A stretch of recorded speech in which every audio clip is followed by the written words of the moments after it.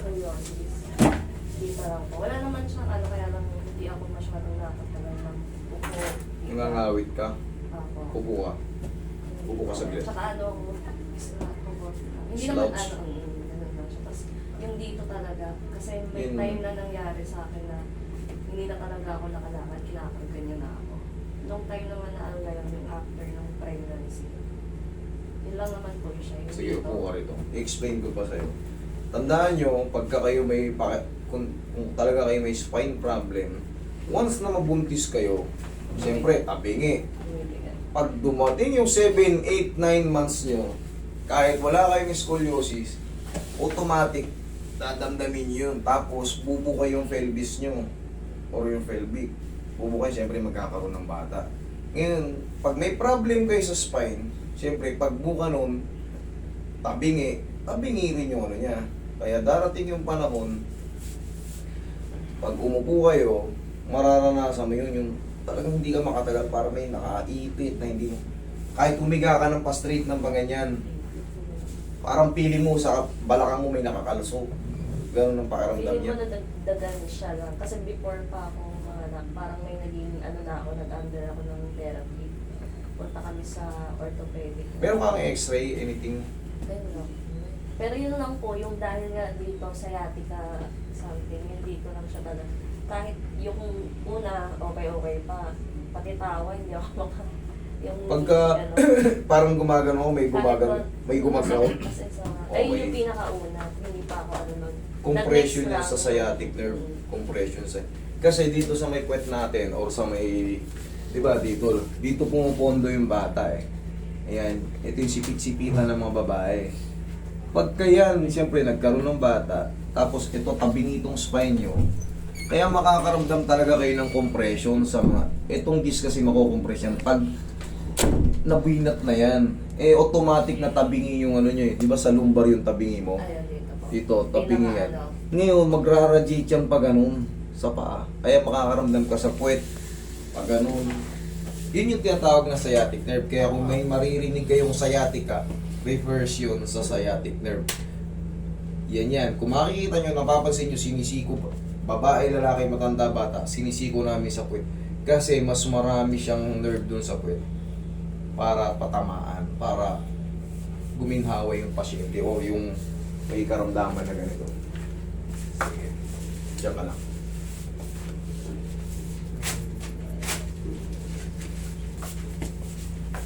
Ilang degrees yun, no? Nung dati pa mayroon kang piles noon, kung ilang degrees yun sa may ano mo. Ang tawag dyan sa'yo, liboscoliosis eh, kung sa lumbar. opo, dito siya. Yan. Tawag dyan is Actually, hindi liboscoliosis. ko alam na may gano'n ako. Nung ko lang nalaman na may gano'n. Pero sa family, parang ano Meron namin, din. oo. Yung Hereditary yan. Hereditary namin. Puro scoliosis. Pag meron kayo sa family mo, mother mo or father mo, automatic may sasalon yan. Yan yung buhay ka pa, may pamana ka na kagad. Hindi. Ayun nga, kung nagkaroon na naman May na may pamana gano'n kagad pala yan. ako. Yung mga high blood naman, diabetic, genetics yan. Pwedeng hindi manahin pag healthy living ka sa dugo. Genetics. Pwedeng mabilis kang tamaan kasi nasa lahi nyo. Once na hindi ka healthy living, hindi ka nag-ehersisyo, eh asahan mo na. Tanggalin mo saglit kung mapakamalaglag. Tumigo pa.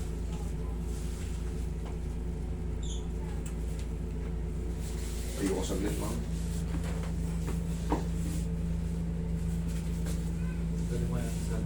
Kaya relax lang ha.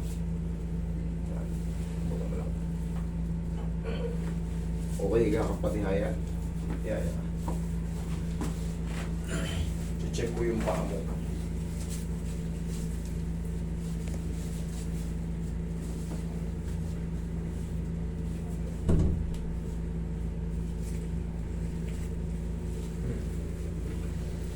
Mahaba ito ano. Pero pangkaraniwan lang yan. Pangkaraniwan lang yan. Normal lang yan. Wala kayong dapat ikatakot. Baka ngayon lang kayo nakapanood ko. Kung mahaba yung paa nyo. Balit pala isang paa ko ha. Kung mahaba.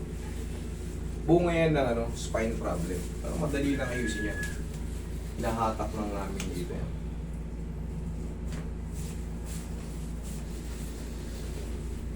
Once na sabihin na natin, siyempre may asawa ka na, Pagka kayo may lahat na may mga spine problem, pagka alam niyo may partner na kayo, pag nabuntis kayo, maglagay kayo palagi ng ng back support. Malaking bagay sa inyo para hindi kayo maging worse. Yung ngawit na ngawit palagi. Kailangan niyo yan.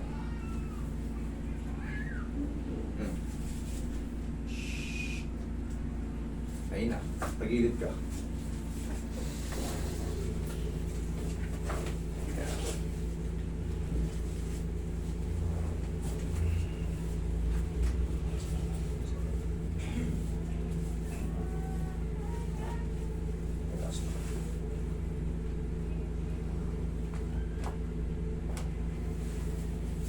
Other side. Ay, so good.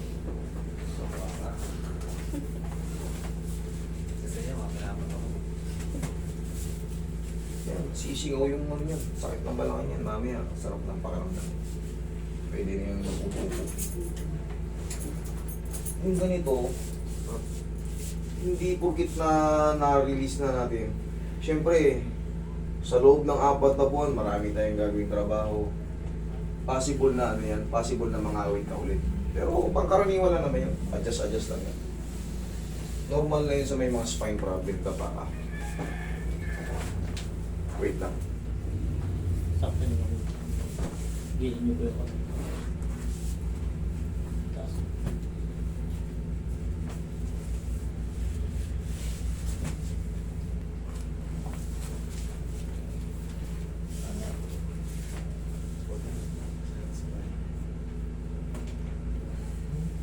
Ako lang. Saglit na yan. Siyempre, mayroon pakipagtalo. Nasa tao pa rin yan. Hindi no, may patanggalan ng sakit. Nawala, 2 oras lang. Ganun na, ganun talaga. Kailangan talaga yan mabago yung style, mabago yung ng buto. Oo. Madali lang yan. Kahit nga yan, sheti-sheti pa eh. Kaya na. Wala yun eh. Ilang beses na ako natapilok ulit. Hindi ako. Ginaganon lang yan pag normal na tapilok, binubuti na natin. Oo. Mamamagala na. Mamamagana ng konti kasi na-overstretch na yung ligaments. Pero yung yung kagaya ng stress na dinudulot sa atin, 3 buwan, 4 na buwan, talagang nagsuffer ka talaga. Wala yun, di aabot yun. May 280 to eh. Sige, relax ka lang, mama.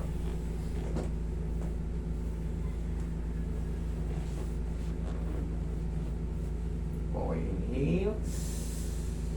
Exhale. Ay, sarap. Diyan ka lang.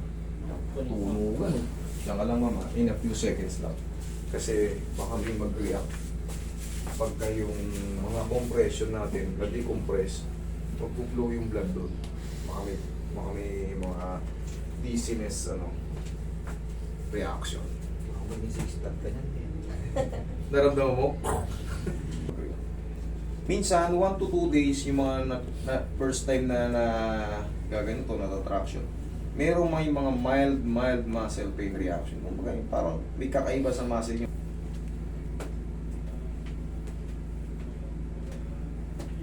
Okay, tingnan mo kung nakakatagal ka ng... Di ba pag nakakahiga ka, parang may nakakalso? Hindi ako May ulan pa yan. Hirap. Mataas ang ulan ko.